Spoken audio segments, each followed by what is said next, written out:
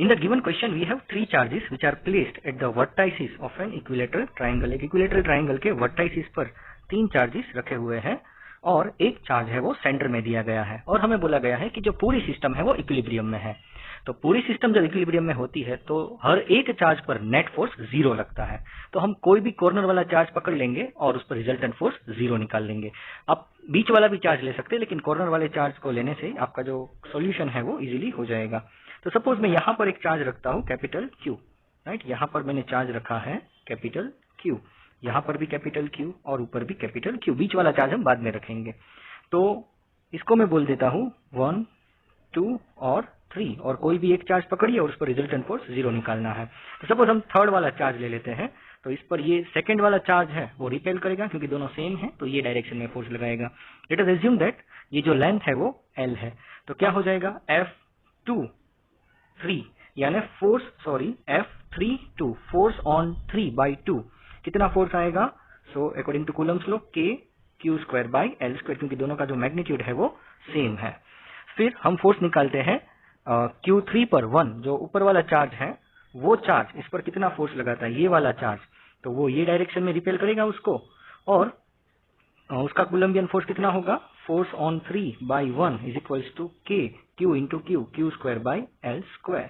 अभी फोर्स है वो वेक्टर क्वांटिटी है, सो उसका वेक्टर एडिशन होगा। तो वेक्टर एडिशन के लिए क्या फॉर्मूला है हमारे पास? Vector A. अगर देखो ये जो दोनों है वो दोनों का मैग्नीट्यूड सेम है, उसको मैं F बोल देता हूँ, राइट। F32 और F31 दोनों का मैग्नीट्यूड सेम है। तो जो रिजल्टेंट फोर्स 3 पर आएगा वो कितना होगा? F3 is equals to √F² plus F² plus 2FF into cos. कितना कॉस होगा यहाँ पर? 60। क्यों 60 आया?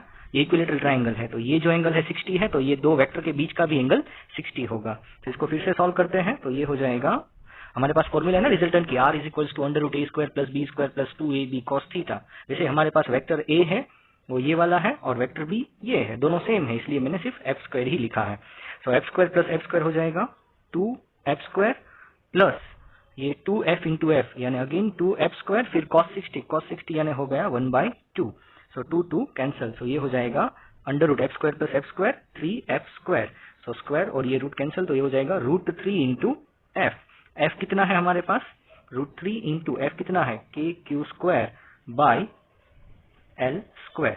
ये हो गया resultant force on 3 due two charges at the vertices. अभी सेंटर वाला चार्ज बाकी है, जो सेंटर में है वो चार्ज अभी बाकी है। तो अभी हमें क्या करना है? हमें सेंटर पर और एक चार्ज लगाना है, यानी हमने सेंटर पर एक चार्ज लगा दिया। अभी देखो जो Q1 है और Q2 है वो उसको ये वाले थर्ड वाले चार्ज को ये डायरेक्शन में रिपेल करके भेज देंगे, लेकिन हमें कहा गया है कि सिस्टम इक्विलिब्रियम में है। तो अगर ये वाला चार्ज जो नेगेटिव है तो ये क्या करेगा? ये दोनों जितना फोर्स 3 पर लगा रहे हैं उतने ही फोर्स से ये वाला चार्ज इसको अपनी तरफ खींचेगा, राइट।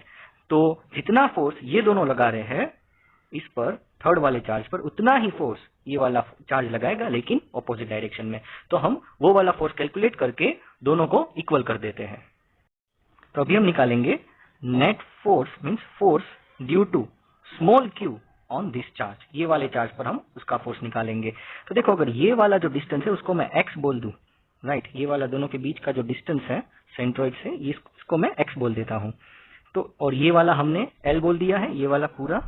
तो अगर आप ज्योमेट्री से देखें, आपने सेंट्रोइड पढ़ा हुआ है, राइट, तो आपको पता चल जाएगा कि ये जो x है, क्योंकि ये वाली जो लाइन है, ये वाली लाइन और ये जो सेंट्रोइड है इसको 2:1 के रेशियो में डिवाइड करता है। तो अगर हमें x निकालना है तो x हमें कितना मिलेगा? x is equals to L/√3 मिलेगा, यानी ये वाली जो लेंथ है वो होगी L/√3। तो अभी ये स्मॉल q और कैपिटल Q के बीच का जो फोर्स है वो कितना होगा? फोर्स ऑन कैपिटल Q यानी 3 due to the charge at the centre में F3 नॉट लिख रहा हूं, राइट। आप कुछ भी लिख सकते हैं। तो ये हो जाएगा K small q capital Q, उन दोनों के बीच का डिस्टेंस कितना है? L/√3 square. सो ये हो जाएगा KQ डिवाइड बाई L²/3। ये 3 ऊपर आ जाएगा तो ये कितना हो जाएगा? 3 इंटू KQ/L²।